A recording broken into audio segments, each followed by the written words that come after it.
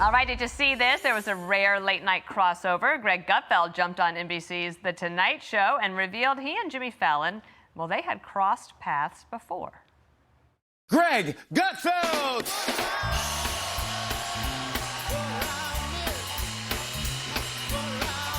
That brought back memories. Yeah, this is hilarious. We've met before. Yes, you have no memory of it, which is understandable because we were wasted. Okay. And I walk in and I'm looking around. I go, what the hell have I got it into? And then I see you and you look at me and you have your eyes just kind of explode and you run towards me and you tackle me like you're like a giant golden retriever. You're like on top of me. And so we're wrestling. I'm sorry I tackled you. I know. It was great, though. It was all very good-natured, and it was a great memory. And I'm so glad I finally got to tell you about it. I'm so happy. Thank you, and welcome back. Welcome to the show. Want to bring in Tom Shalhoub, comedian and Fox News contributor. We've known Greg for a long time, and I would say both of us benefited from Greg inviting us on his shows in the past. Yes. Red Eye, even though I was hesitant at first, I came to love that show, and of course we've been on The Five with him together. And now he's got the Greg Gutfeld show. He becomes king of late night, and then he goes on one of the, the old time shows, and it went very well.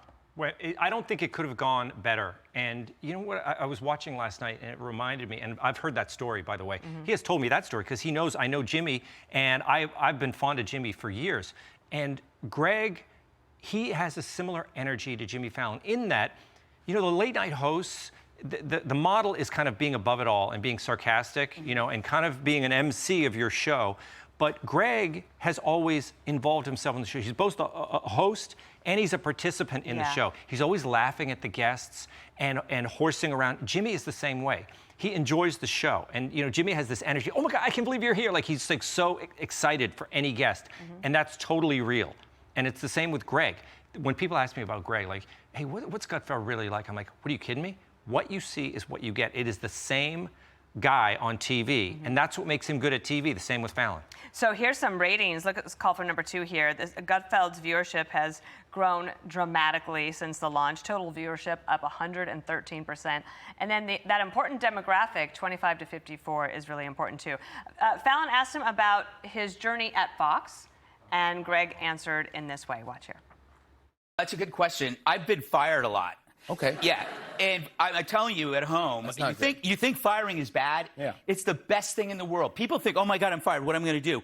You always end up someplace. I started doing this show, Red Eye. Yeah, Red Eye. Yeah, and so I got there. They said, I go, yeah. So we're gonna start rehearsing, and everybody goes, no, we're starting in 3 days, and we rehearsed in the green room. It airs at 2 a.m. There you go. But they felt that it was too edgy for 2 a.m. What? So they moved it to 3. I used to love getting the viewer mail of Red Eye at 3 a.m. was awesome. There's all the older people who couldn't sleep, yes, the truckers, the people who worked overnight, and so he's built the over breastfeeders, time. like you said. I just want to put up the ratings here. This is the late night program ratings through July 20th. Why, in your mind, you're a student of comedy and of late night. Yeah. Why has Greg risen above the others? Well, I think because it's one, that he's doing something nobody else is doing. He's got conservatives on there, and half the country is pro-Trump, and we have guests on who are pro-Trump, and so for that alone, people were just going to tune in. But the thing that has staying power, the reason people want to watch it every night, is it's a hangout. People are hanging out and they're joking, and everybody is having a good time, and that's what people want to see. They don't want to see nonsense, and they don't want to see pretentiousness. Greg's not complaining on the show. I mean, sometimes he talks about politics, he makes fun of Democrats, but the show it's not a beef session, it is a celebration. Also, there's nothing scripted. Believe me, I hosted the other night. I know you did too. There is no script. You're on your own. I want to talk about somebody else. Jazzy Crockett. You talk about her sometimes. So here's her a little trashing Trump moments. Watch here. The mofo that resides in the White House has unilaterally, in my estimation, declared war.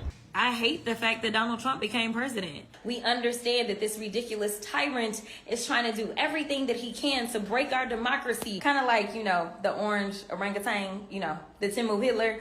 He on the same nonsense too.